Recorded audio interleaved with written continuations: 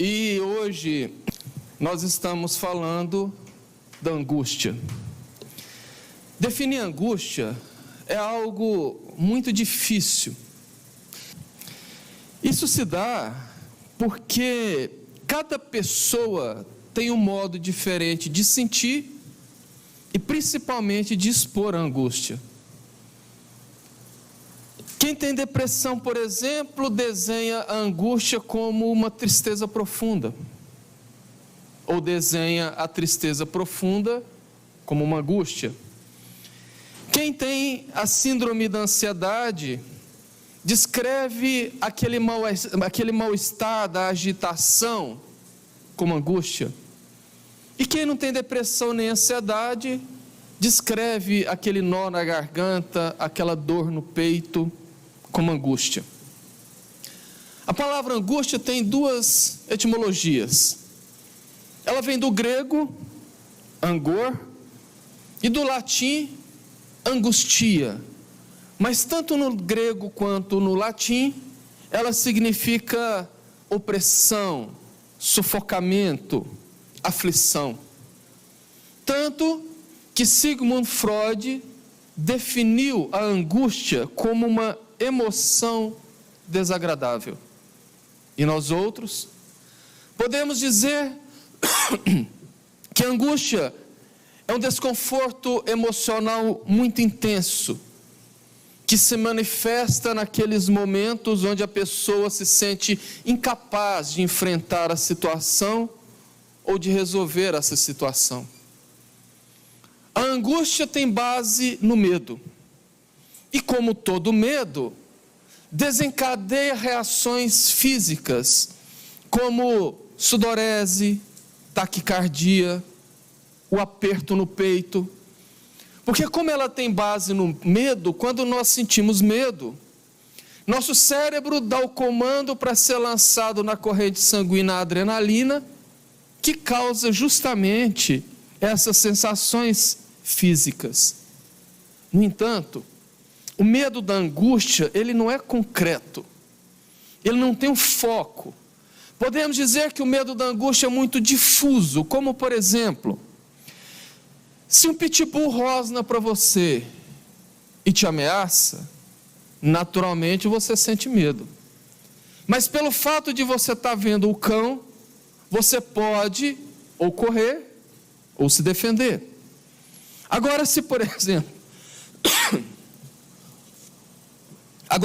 exemplo, o medo do pitbull for imaginário, ele não existir ou não estiver presente, aquele medo que você sente na realidade é uma angústia.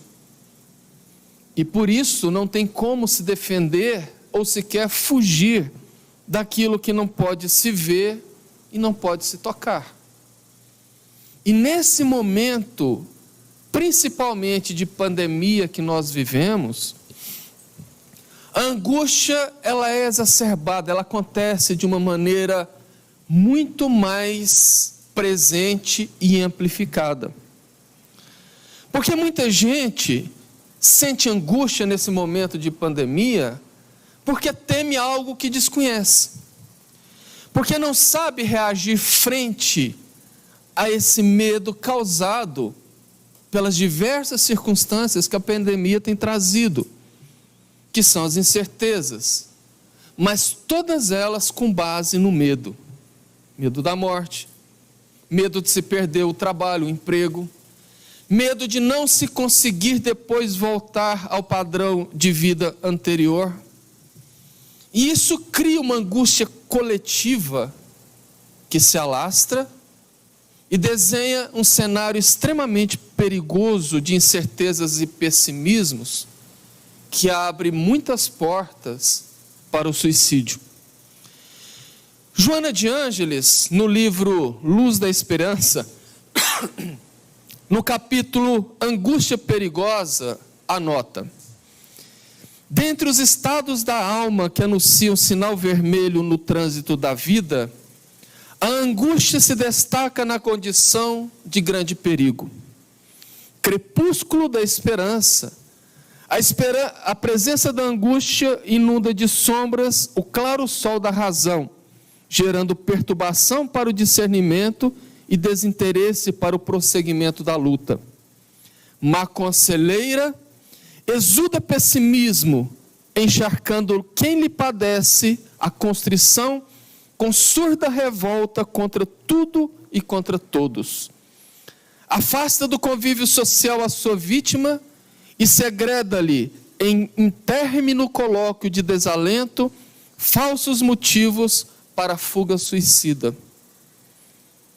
Alienando-se sutilmente da realidade, o homem em crise de angústia encontra-se a um passo da autodestruição física. Então, Joana de Ângeles enumera o quanto a angústia é um agente precursor e perigoso nas nossas vidas por conta do suicídio. É por isso que nós deveríamos, em todo o ano, não apenas em setembro, porque infelizmente o mundo acordou apenas para trabalhar durante 30 dias a questão do suicídio. Mas nesse momento que nós vivemos, devemos muito voltar os nossos olhos para as questões que envolvem a angústia. O Evangelho segundo o Espiritismo diz que sim, a vida é difícil, bem o sei, compõe-se de mil nadas, que são picadas de alfinetes, mas que acabam por ferir. São essas coisas do cotidiano, que muitas vezes nós não percebemos, pequenos desgostos, pequenas contrariedades, pequenas raivas, que vão se somando e criando uma situação grande de muita dor e aflição. No entanto, Leon Denis, no seu livro O Problema do Ser, do Destino e da Dor, ele explica que a dor tem um sentido. Ela tem essa capacidade de nos fazer mais sensíveis e mais maleáveis, e muitas vezes muito mais anteciosos. Mostrando que quando a dor chega, nós não podemos e não devemos ficar nos perguntando por quê? Por que eu estou sentindo isso? Por que eu estou passando por isso? Mas que nós devemos perguntar, para quê? Para que essa dor? Para que essa angústia? O que ela está querendo dizer? O que ela está querendo me mostrar? Porque é principalmente em relação à angústia, que é uma espécie de dor que, quando é observada, mostra nitidamente que nós estamos vivendo de uma maneira onde a nossa vida precisa, no mínimo, de reajustes. E, obviamente, não foi a pandemia a criadora da angústia, mas ela aumentou a angústia de tão intensidade que nos chamou a atenção, que nos fez voltar os olhos e nos deu a oportunidade de discuti-la. Porque, segundo os Espíritos, a angústia, ela não é feita por esses momentos de pandemia ou de dor coletiva.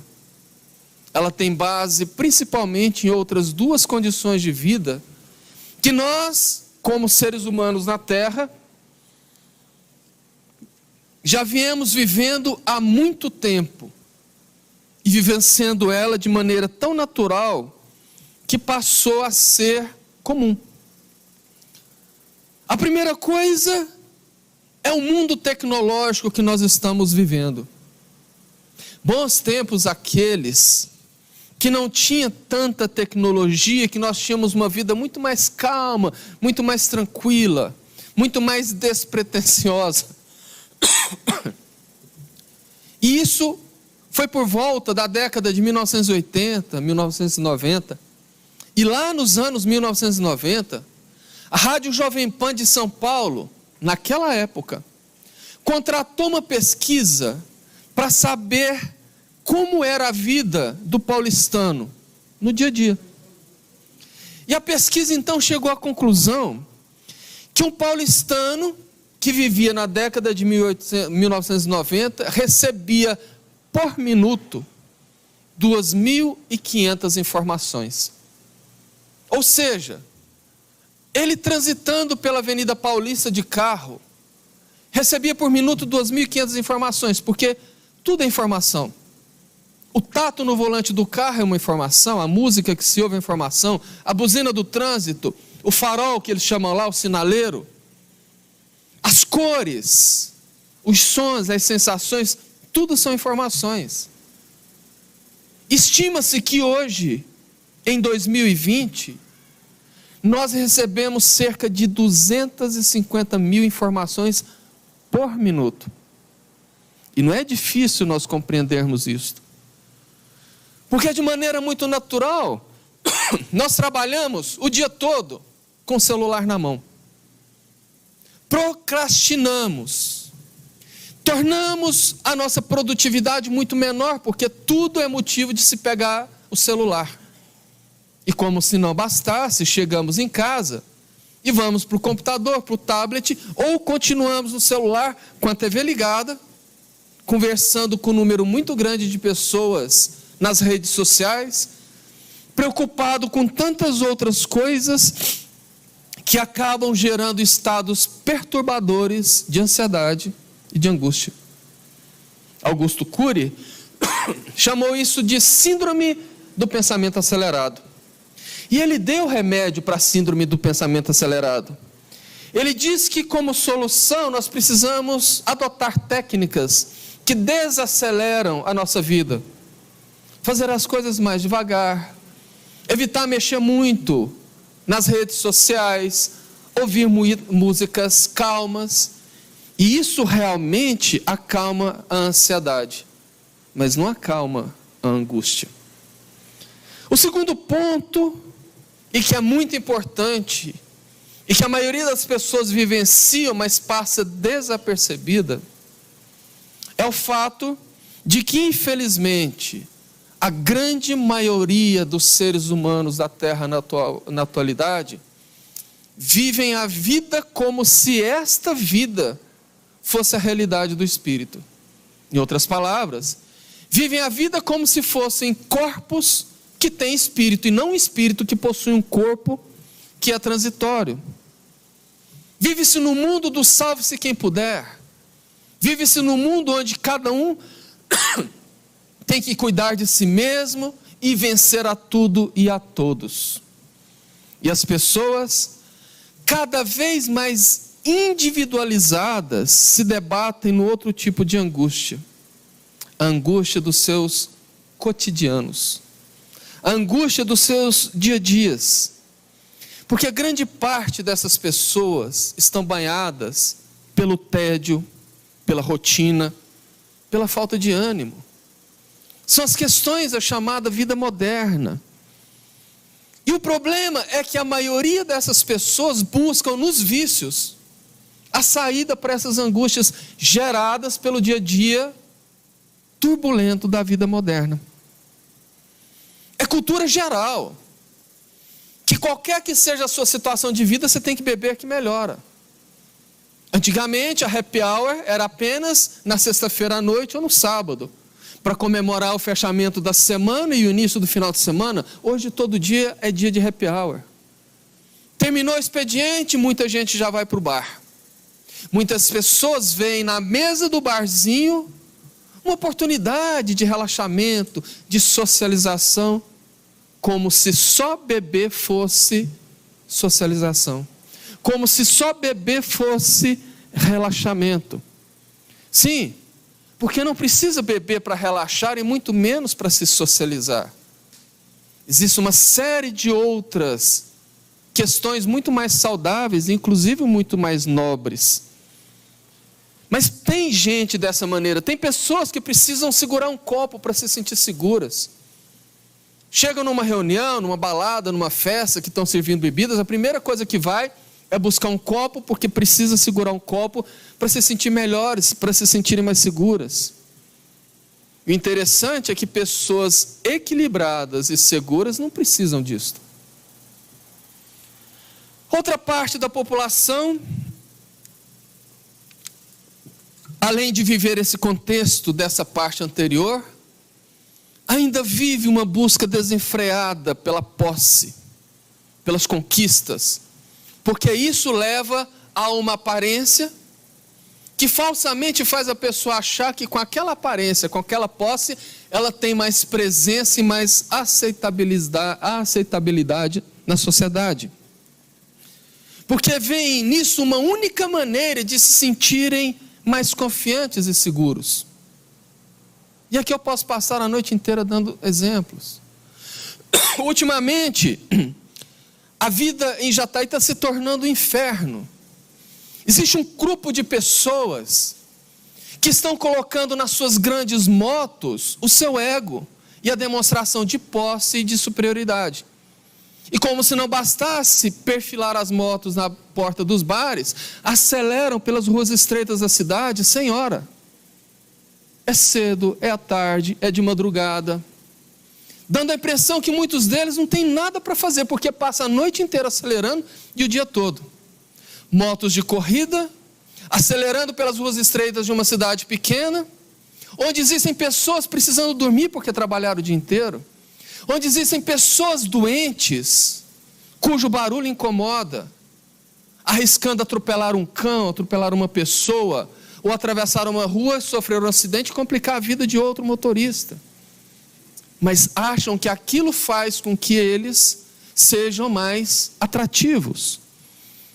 Eu conheço pessoas que abrem mãos de reservas, de poupanças, de seguranças financeiras, para investir pesados em procedimentos cirúrgicos ou procedimentos estéticos, para se sentirem melhores, achando com que aquilo vai garantir para eles uma projeção, uma segurança, uma aparência.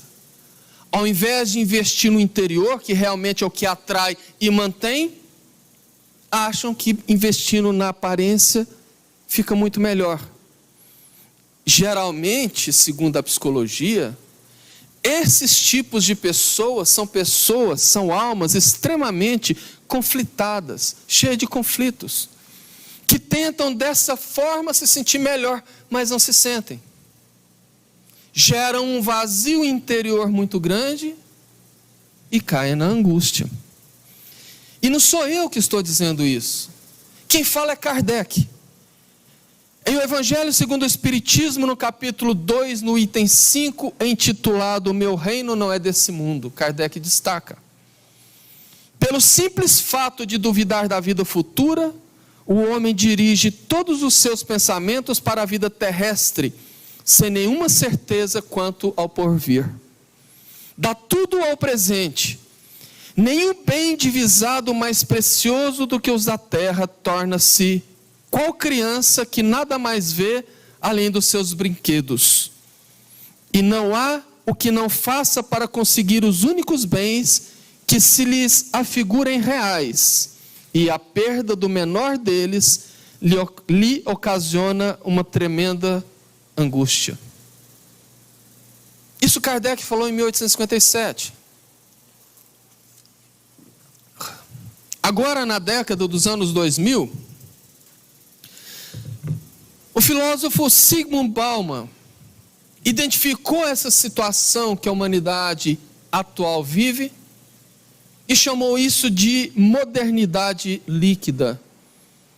Ele disse que o mundo atual se liquefez, perdeu a forma, as coisas perderam os valores.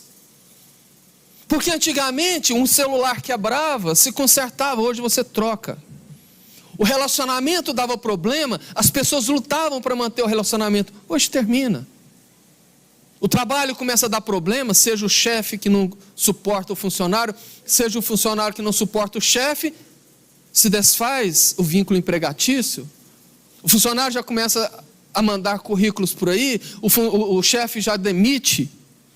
E Zygmunt Bauman anota: essa modernidade cada vez mais exigente no contexto socioeconômico, que leva as pessoas a lutarem cada vez mais para manter o padrão de vida, tornando o tempo cada vez mais escasso para as necessidades atuais, proporcionando descontrole emocional e levando as sociedades do mundo todo a lastimáveis situações de constante degradação ético-moral que exala odores de colapso. Esse é o principal ponto da angústia. Lembra da definição inicial que nós demos da angústia? Angústia é um desconforto emocional muito intenso que se manifesta em situações onde a pessoa se sente incapaz de enfrentar ou resolver tal situação. É isso. A indústria, precisando lucrar, cria modas. O uso constante da moda cria costumes. O costume vira cobrança. E muita gente vende a alma para atender a essas cobranças e faz de tudo para acompanhar isto. E isso gera uma angústia muito grande, porque ninguém domina as situações completamente. Ninguém é autossuficiente. Ninguém tem total poder sobre a vida e muito menos sobre as coisas. Nós sequer temos total poder sobre o nosso próprio corpo.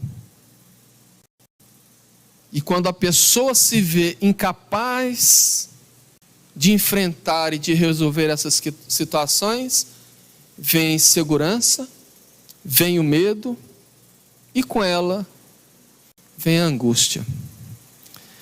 Como disse Joana de Ângeles, a angústia vem com o crepúsculo da esperança. Nesse caso, crepúsculo quer dizer o entardecer, o anoitecer, dizendo que a angústia vem quando acaba a esperança. Ou seja, a angústia vem quando a pessoa perde a esperança. Isso não é coisa de brasileiro apenas. A Itália é invadida pela angústia segundo os últimos noticiários. Eu prestei serviço muitos anos para um grupo de italianos, onde fiz amigos entre eles. E eu posso dizer que os melhores amigos desencarnaram esse ano na Itália, e não foi pela Covid.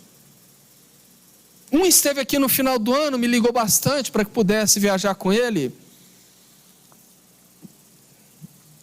porque ele é muito aventureiro, porque queria ver uma anaconda, uma sucuri.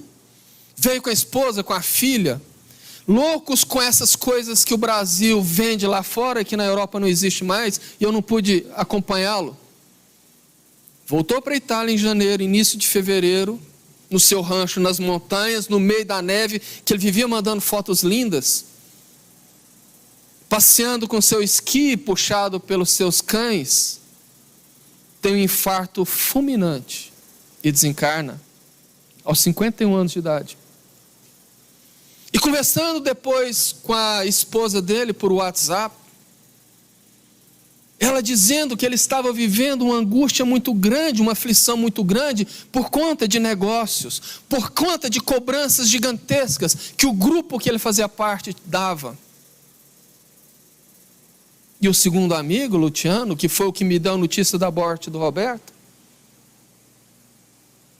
quando é março eu mando uma mensagem perguntando dele, a esposa, igualmente como do Roberto, atende e diz que ele havia infartado. Era fumante, um fumante inveterado, não praticava atividades físicas e aos 55 anos, um meio a angústia tremenda, infartou. A Suíça, que é um lugar lindo, que parece pintura. Cada lugar que você vira e enquadra para fotografar na Suíça é uma pintura. Numa sociedade onde não existem certos medos e certas regras que nós temos aqui. Você vai pegar um bonde no centro de Zurique, Alemanha, e você não tem cobrador, você paga a sua passagem, desce, vai até um equipamento, coloca uma moeda, abre e tira um jornal. Passa numa rua, tem lá uma banca com frutas, com cerejas embaladas, você pega e deixa o dinheiro. Tudo muito limpinho, tudo muito organizado, mas hoje tem o maior índice de suicídio da Europa. Por conta da angústia que gera uma vida extremamente reta, não que isso seja errado, mas as cobranças das leis são muito grandes. Porque tem gente que fala, não, na Suíça que é bom, ninguém joga um palito de fósforo no chão. Não joga mesmo não. Porque se você jogar, são 500 euros de multa. Então você vive muito limitado, isso gera uma angústia muito grande, sem falar da vida materialista, um dos maiores países materialistas do mundo. E aí nós voltamos para o nosso Brasil. Porque o suicídio tem aumentado de maneira vertiginosa. E a doutrina espírita nos elucida que o suicídio não é solução. A dor não está no corpo. Kardec disse, a maior decepção de um suicida é descobrir que não morreu. Demonstrando que matar o corpo para matar a dor não é a melhor saída. Porque o suicida só não continua com aquela dor que ele tentou matar, matando o corpo, como encontra diversas outras, inclusive amplificada pela dor do suicídio. Por isso que nós não devemos romantizar o suicídio. Nós precisamos falar do assunto. Nós precisamos acolher e auxiliar quem precisa. Porque o mundo está entrando numa convulsão muito grande por conta dessa materialidade maluca que todo mundo tende em respirar, em viver, como se isso fosse a vida.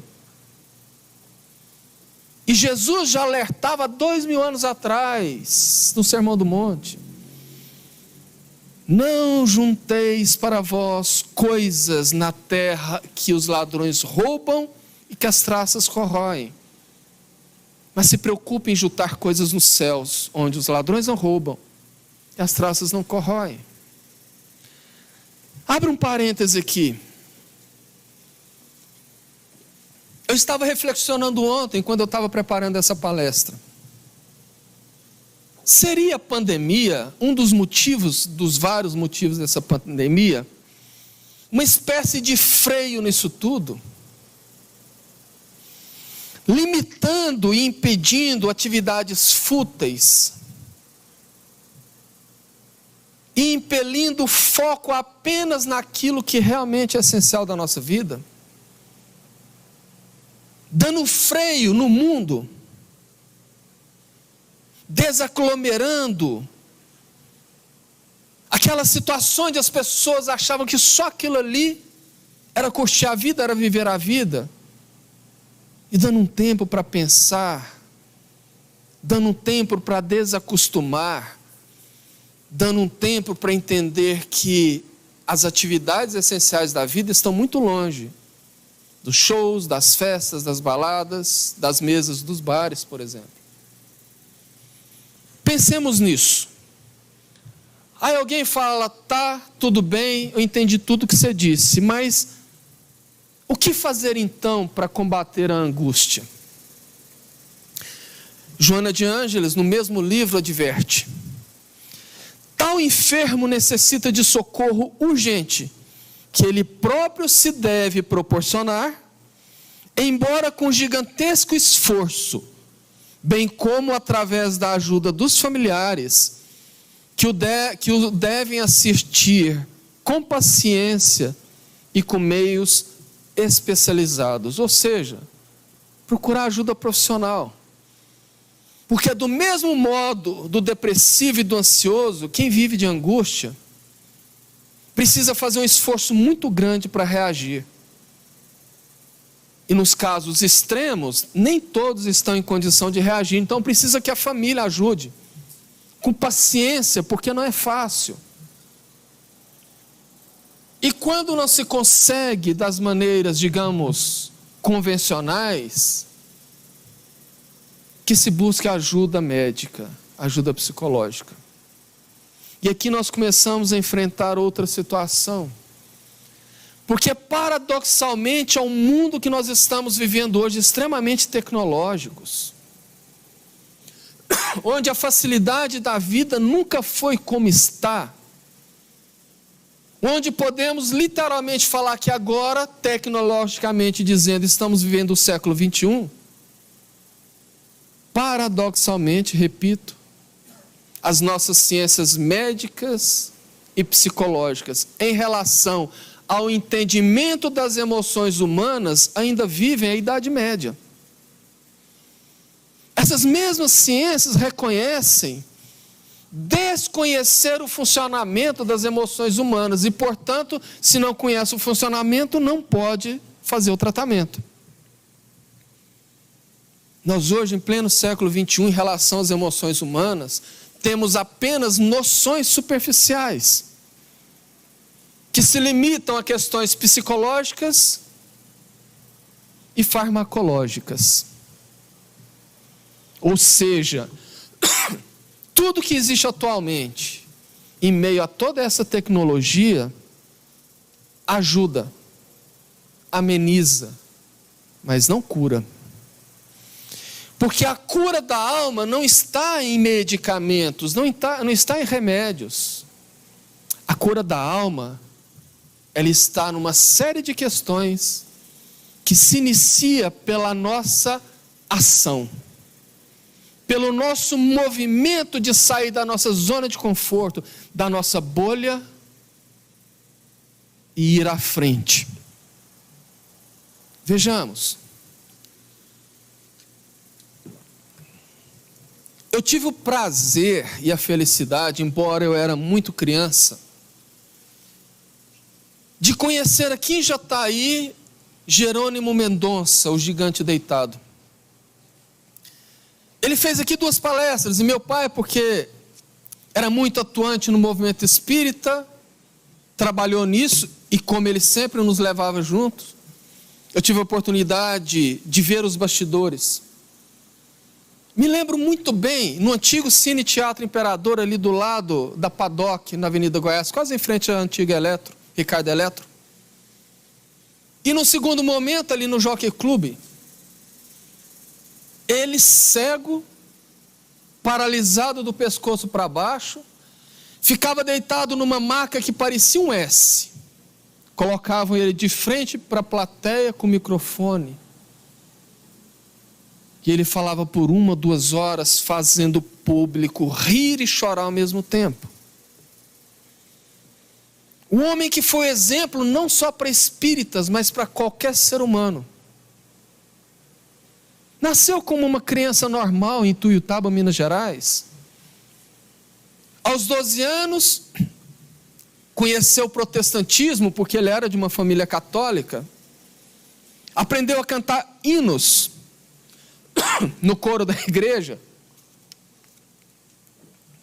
Era atleta desde cedo, que fez ele desenvolver um bom físico. Era um garoto de 1,83 m de altura.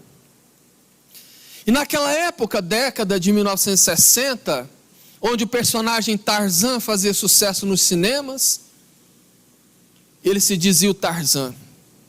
Em casa ficava em frente ao espelho, fazendo pose, vendo os músculos e falando, batia no peito e falava: "E aí, Tarzan, você é o cara." Aos 15 anos, conheceu a doutrina espírita e se apaixonou. Aos 17, já tinha fundado uma casa espírita que servia sopas num trabalho assistencial aos pobres. Mas, estando ele numa reunião em uma casa espírita em Ituiutaba, eis que ao final de uma sessão de psicografia, diz um dos seus biógrafos, durante uma palestra, através de uma psicofonia, diz outros biógrafos, mas o que interessa é que quem leu a psicografia ou quem estava dando a palestra, para um público de mais de 200 pessoas, sem saber que ele se auto-intitulava Tarzan, e eu prefiro falar da psicografia, que foi o que eu li, levantou depois de ler as cartas e disse: essa próxima carta é para um tal de Tarzan. Ele se encontra presente, e ele assustou e ficou quietinho. O Tarzan está aqui, porque ficou com vergonha. Bom, já que o Tarzan não está, eu vou me dar o direito de ler. Tarzan, eu vim aqui para te avisar para que você se prepare, porque vais entrar na selva do sofrimento. Ele assustou com aquele recado. E tempos depois, ele começa a sentir sintomas leves, que foram aumentando, e ele foi diagnosticado com uma artrite reumatoide severa. Já no começo dos anos 70, quando lançou o filme E o Vento Levou, um longa-metragem de quase 4 horas, que fez bastante sucesso, e eu me lembro muito bem dos meus pais comentarem isso. Eis que ele foi no cinema de Ituiutaba assistir o filme, chegou lá, o cinema lotado, ele teve que ficar em pé.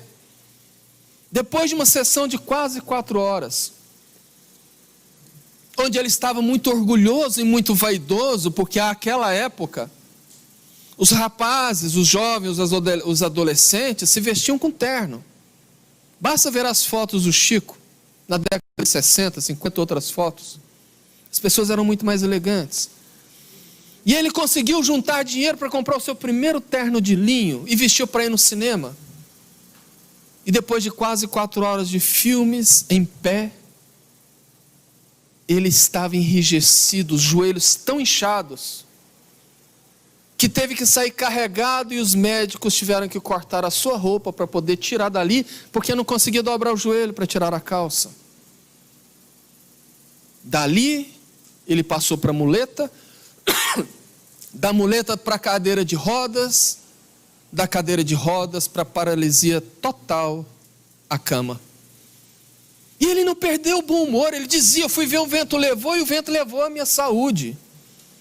Vivia fazendo piadas, vivia consolando pessoas. Ele fazia palestras por todo o Centro-Oeste até o Paraná, praticamente em todas as cidades. Ele tinha uma voz muito potente, muito bonita, ele cantava, gravou um long play, gravou um outro de mensagens de autoajuda, e consolava as pessoas como se não tivesse absolutamente nada. Era muito próximo de Chico Xavier, até mesmo porque de Ituiutaba a Uberaba, se não me engano, são 200 e poucos quilômetros. Sempre que a angústia assolava a sua vida, porque convenhamos, por mais nobre que seja uma alma, enfrentar uma situação dessa não é fácil. Sempre que a angústia assolava a sua alma, ele pedia, levavam ele, porque ele andava numa perua Kombi. 4, 6 homens carregavam ele naquela maca, colocavam na parte de trás, ele ia conversar com o Chico. E sempre depois que o Chico terminava os trabalhos, o cumprimentava com um beijo no rosto. E ele vivia várias provas. Conta um dos seus biógrafos que as dores que ele sentia eram atrozes. Imagina, quem já teve uma artrite, quem já teve uma inflamação de joelho, de cotovelo, de ombro. Imagina essa dor em todas as junções do seu corpo. 24 horas por dia. E como se não bastasse, quando ele estava por volta dos seus 35 anos, uma infecção no olho faz com que ele perca a vista. Uma imperícia médica fez com que essa infecção passasse para o outro olho e ele perdeu as duas. E certa feita ele conta que por um motivo que ele desconhecia, as suas unhas infeccionaram. Infeccionaram de tal forma que ele foi levado ao médico e a única solução era tirar as unhas. Detalhe, por conta da infecção não pegava anestesia. E ele teve as unhas uma a uma arrancadas, sem anestesia. E ele diz que isso não foi a pior dor, porque ao chegar em casa com as 20 unhas arrancadas, doridas por conta da infecção, chega uma caravana do norte de Goiás com mais de 30 pessoas que viajou quase um dia para vê-lo e pediram ele para cantar. E ele dizendo que com toda aquela dor, ele cantou. E nessa vida, ele fundou uma creche em Ituiutaba. Uma creche que inicialmente cuidava de poucas crianças, mas que dada vez, chega lá para a creche 3 gêmeos, todos os 3 especiais. E o coordenador da creche disse: Jerônimo, nós não temos a menor condição. A situação dessas gêmeas, porque eram meninas, vai exigir muito de nós. Precisávamos de pessoas especializadas para cuidar, nós não temos estrutura. E ele cai numa angústia muito profunda, porque jamais ele rejeitaria o apoio a nenhuma criança, porque esse foi o motivo dele abrir a creche. Ele então pede para ir a Uberaba, porque ele queria conversar com Chico, para ver o que Chico poderia falar. Ele chegou. Para quem conhece, a Casa da Prece em Uberaba é muito pequena. Talvez o espaço interno do centro seja aqui do Nelson, essa parede e essa largura. As pessoas enchiam o interior e se acumulavam pelas janelas, pelo lado de fora. E todas as vezes que o Chico estava lá, a casa era cheia. Jerônimo então chegava como sempre, ficava ali do lado de fora ouvindo, acompanhando. Aguardava o Chico entrar madrugada adentro com as suas psicografias, para no final, quase 4 horas da manhã, vir ter com ele. Naquele dia especial, sem comentar nada, o Chico veio e deu 3 beijos no rosto dele. E ele entendeu a resposta, que sim, ele deveria atender as 3 crianças. Eu poderia passar a noite inteira contando situações desse homem. Como uma que ficou muito marcado na vida das pessoas de Tuiutaba,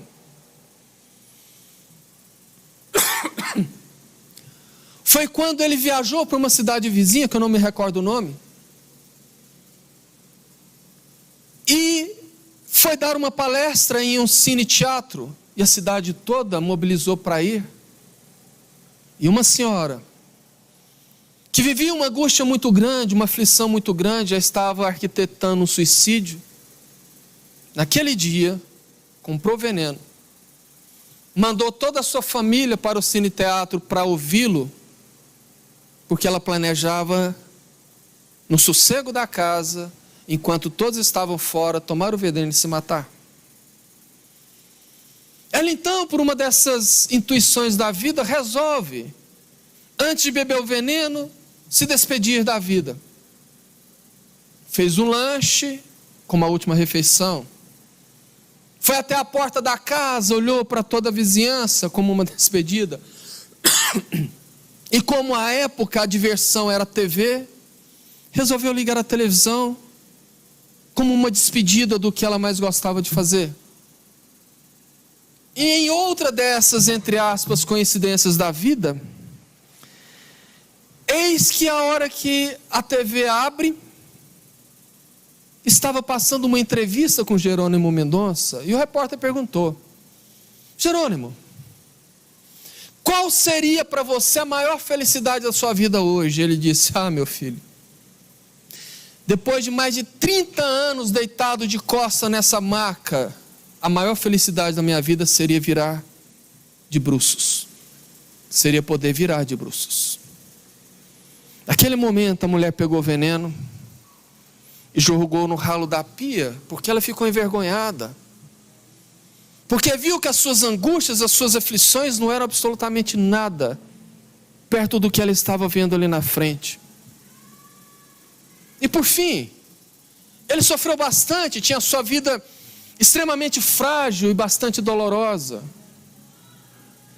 Quando certa feita, sofrendo muito com questões cardíacas, recebeu um diagnóstico cruel e pediu para que fosse rapidamente a Uberaba, porque ele gostaria de se despedir do Chico. Chegou lá e disse: Chico, eu vim aqui me despedir de você, porque infelizmente eu já estou partindo, voltando para casa. Saí do médico hoje de manhã e ele disse que meu coração está por um fio. O Chico olhou nele assim com muita serenidade e disse: meu filho, benditos fios. Porque existem fios de nylon, fios de aço, existem fios de toda maneira, e o nosso Emmanuel está aqui dizendo que é o trabalho que engrossa o fio. Então não te preocupa não. Vá trabalhar e engrossa esse fio, para que você possa voltar aqui várias vezes. E na saída, ele muito satisfeito gritou: tá bom, Chico, fique na paz. Aí o Chico disse: não, meu filho, tira o Z, fique na pá, vá trabalhar. Esse era o gigante deitado que lidava com as suas angústias com muita hombridade, e que hoje é um espírito extremamente iluminado, trabalhando no plano espiritual, se manifestando como o gigante de pé, porque antes ele era o gigante deitado, mantendo o bom humor, a alegria e trabalhando para amparar aqueles que vivem nas angústias da vida. Sendo que eu me lembro muito quando eu vejo histórias como essas, de pessoas que não se mataram, mas que enfrentaram a dor e venceram a angústia, chegando no plano espiritual extremamente limpos, porque a dor limpa o nosso perispírito.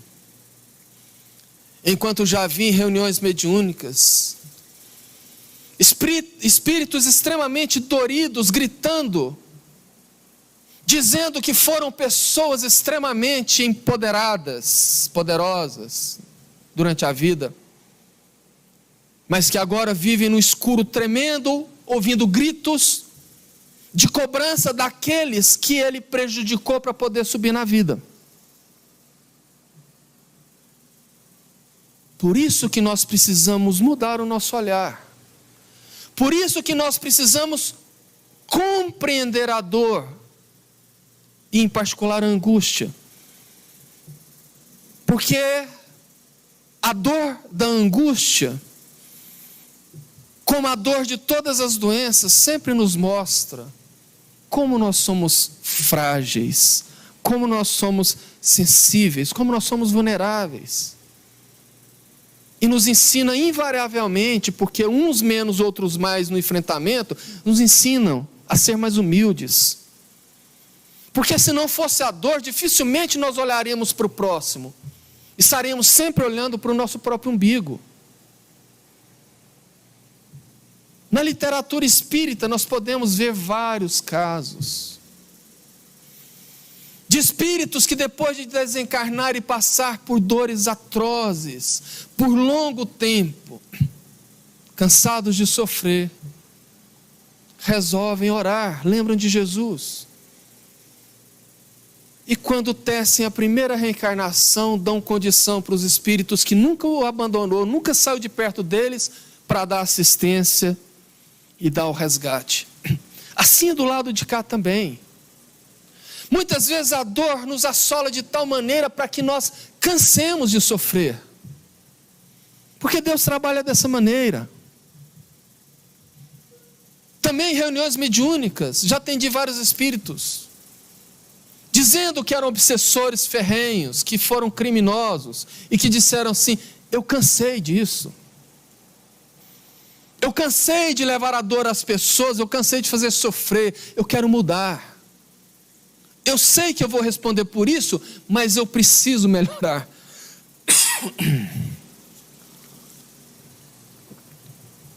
Porque é quando nós cansamos que nós nos abrimos.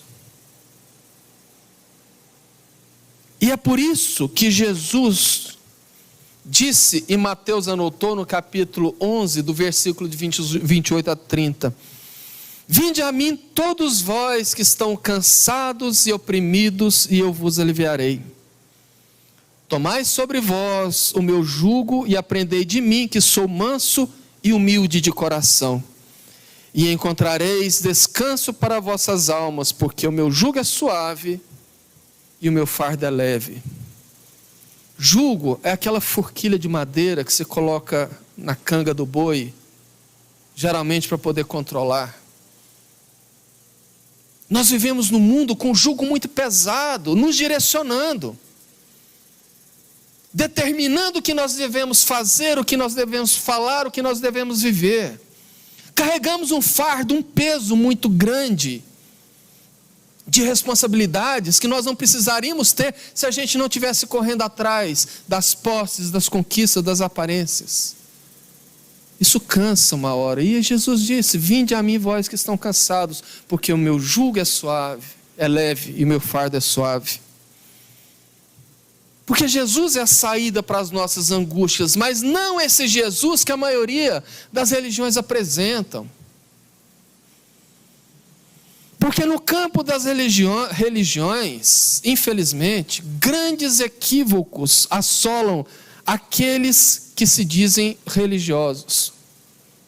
E um deles é o modo como se vê a dor. Acreditam-se que a fé imuniza a pessoa da dor, que basta você ter fé e você jamais terá dor. Pensamento que atravanca a compreensão do que seja a dor e não tira a dor. O que leva essas pessoas que se dizem religiosas a viver negando a dor e sofrendo. Eu conheço religiosos de outras denominações que praticam essa negação e por esse motivo vivem angustiados. O Jesus que nós devemos buscar é esse que a doutrina espírita nos traz. O modelo e guia da humanidade. O modelo no sentido daquele que nós devemos nos espelhar.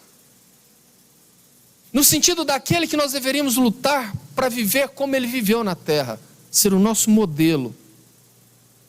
E o guia, no sentido daquele que é o responsável por nos guiar pelos caminhos tortuosos de uma reencarnação, que nem sempre é sofrida por coisas que trazemos de outras vidas. Na grande maioria das vezes é sofrida por coisas que nós criamos nessa própria vida, como diz o Evangelho segundo o Espiritismo. É por isso que Jesus, antes de qualquer cura, perguntava: o que queres que eu faça? Ora, como assim? Eu quero ser curado? Jesus perguntava porque a pessoa precisava estar aberta à cura para poder receber a cura. E nós precisamos estar abertos para receber a real cura da angústia. Mas eu duvido que pessoas não estejam abertas, meu amigo, a grande maioria. Quando nós falamos esse tipo de coisa para muita gente, uns torcem o nariz.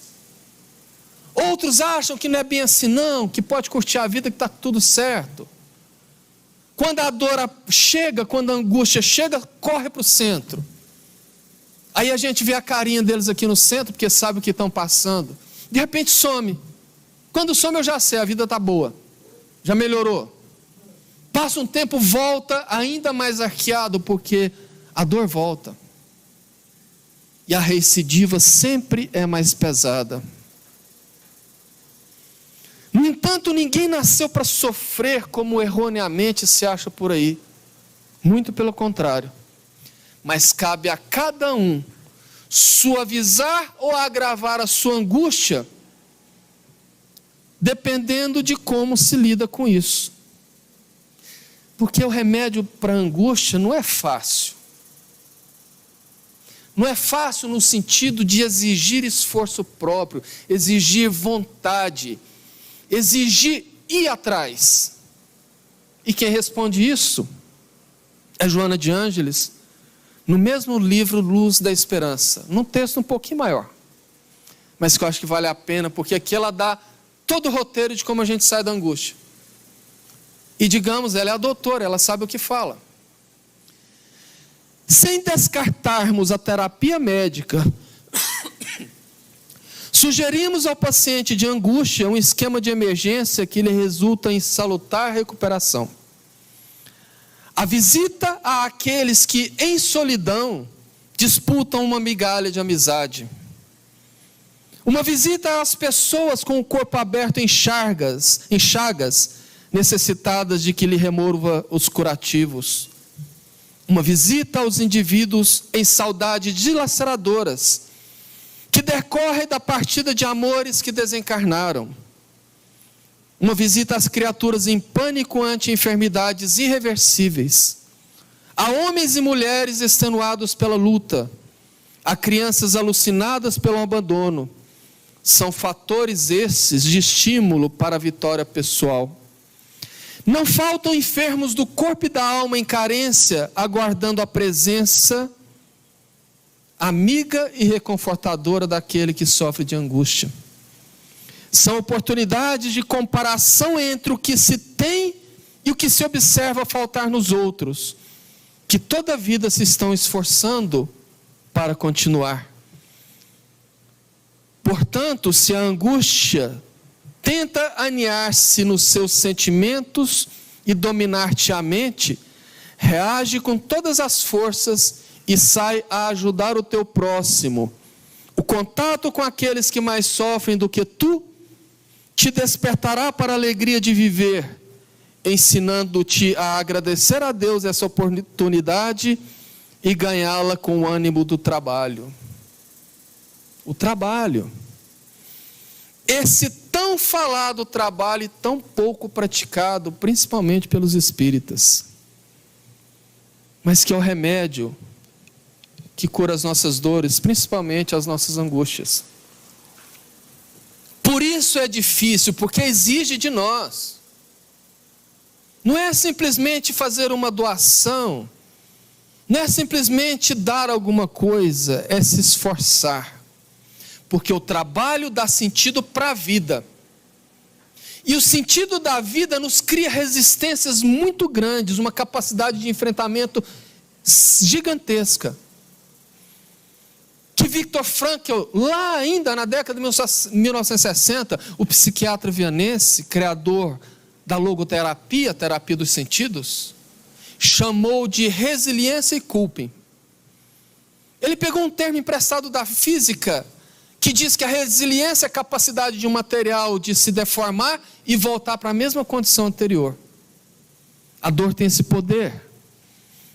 Porque na física o material volta para a mesma condição, nós outros não.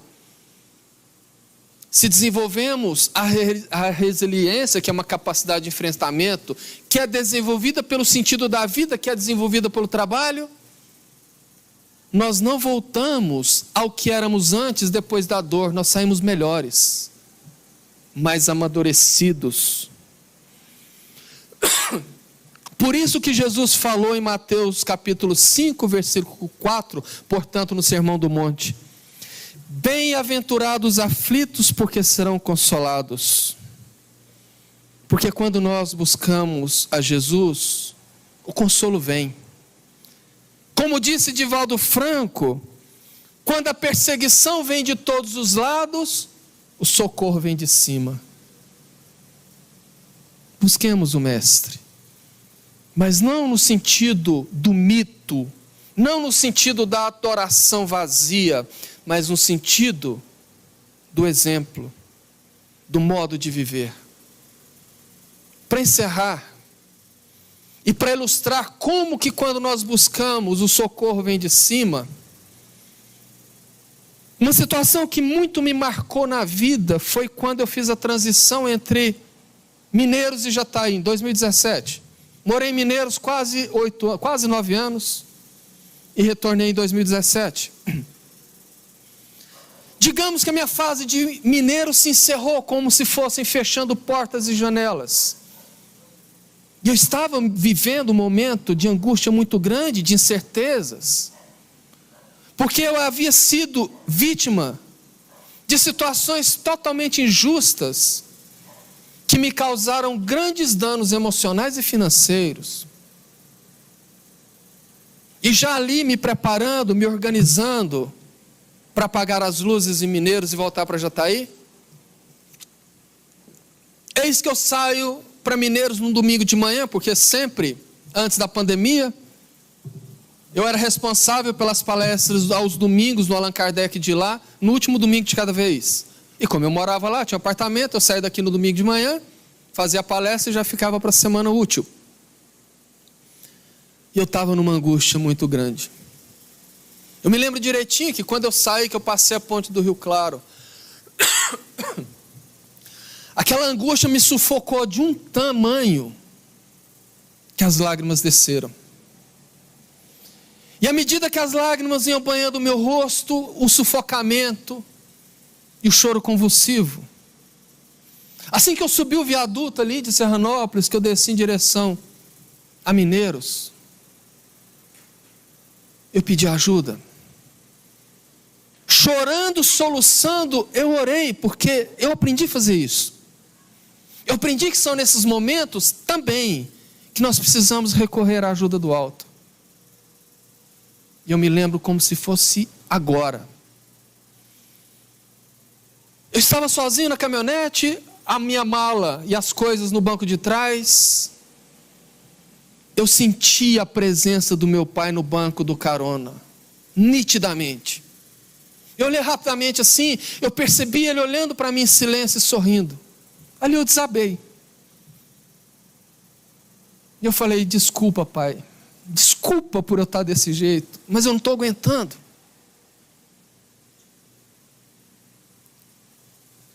E ele em silêncio projetou na minha mente, numa nitidez, que enquanto eu dirigia observando a estrada, abriu na minha mente aquela imagem de Saulo de Tarso naquela noite de primavera, onde ele fazia viagem e cansado, sofrido, não aguentando a angústia, deitado nas pedras de uma caverna, chorou e orou, e dominado pelo sono foi desdobrado e se viu em esferas distantes da terra, em um lugar muito bonito, onde ele sente a presença de Estevão e de Abigail, e ali ele desaba de vez. E a história foi transcorrendo na minha mente, exatamente como conta Emmanuel no livro Paulo e Estevão. E naquele momento final, que Abigail vai se despedir e ele resolve fazer as suas últimas perguntas, e ela vai respondendo a pergunta com uma palavra. Eu recebi a voz do meu pai dizendo as 4 palavras juntas: meu filho, ama, trabalha, espera e perdoa.